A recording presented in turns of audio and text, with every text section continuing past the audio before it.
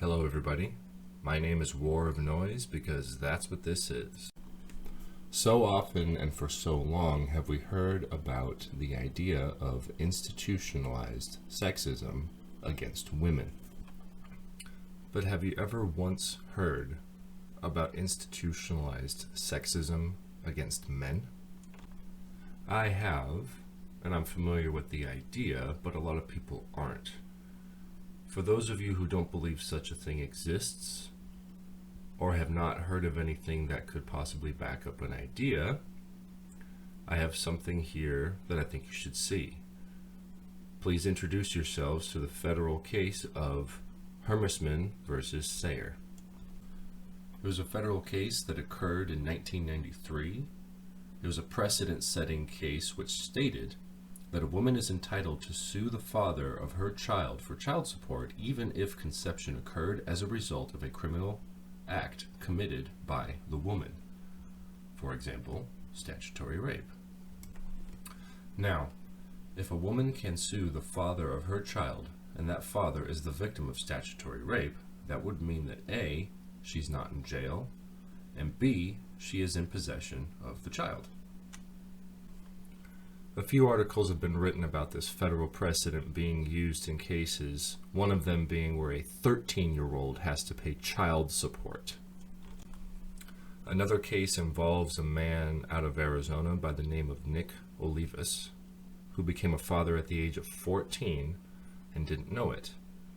He was raped by a 20-year-old woman who became pregnant. 8 years later, at the age of 22, he was served with papers demanding back child support. He then learned he had a 6-year-old daughter. He owed 15 grand plus medical bills plus 10% interest. The state seized all the money from his bank account and garnished his wages at $380 a month. Basically, the federal precedent stated that it was irrelevant if a rape occurred because the focus was to take care of the child. Now imagine if the situation were reversed, where a man was allowed to sue for child support to a woman he raped and impregnated.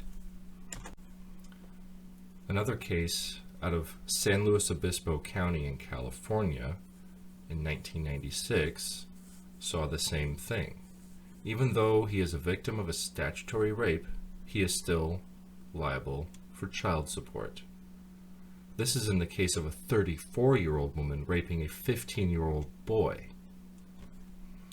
Back to the original case of Hermesman versus Seyer.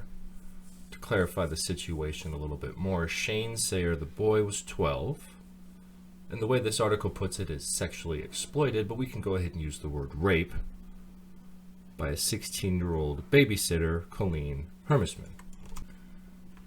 Now, instead of being convicted of rape, she was declared a juvenile offender on the non-sexual offense of contributing to child misconduct. Shane Seyer tried to appeal the decision at the age of 15. Imagine going through that at the age of 15. The Kansas Supreme Court, however, ruled against him. The judgment said that he initially consented to the sexual encounters, and since he never told his parents what was happening, again at the age of 12, he was responsible for supporting the child. The financial needs of the children outweigh the court's interest in determining sexual crimes against male minors, even if statutory rape is the cause of conception. Sounds like institutionalized sexism against men. Oh yes, that old classic, think of the children. Back to the case of Nathaniel J. in San Luis Obispo. Once again, the phrase sexually exploiting is used instead of rape. Well, the Attorney General came out and said this wonderful thing. I guess he thought he was a man then. Now he prefers to be considered a child. Yeah, well, fuck you, you piece of shit. He is a child. Let's just reverse the genders here for a second, shall we? Imagine if someone said this about a rape victim. I guess she thought she was a woman then. Now she prefers to be considered a child. oh well, I guess she has to pay child support. Do you think that that would fly? Do you think that that would get ignored by the mainstream media? Do you think that that would just kind of slip under the radar and not be used at every turn as evidence of institutionalized sexism against women? If that really were a thing, it would be used as such, and it damn well should be, because that's true. However, since this is a man, since this is a boy, it doesn't matter.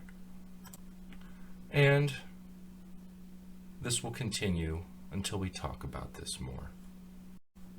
If we don't, people will not care. These injustices will continue to go on. And how many of these instances have happened where a news article was not written about it? How many little legal documents are tucked away somewhere across the country where underage boys were raped by women, those women became pregnant, those boys had to pay child support, and they still are today? We'll never know. If you have any additional cases that you know of and can prove it with documentation or an article, please link them in the comments. Until then, tune out next time.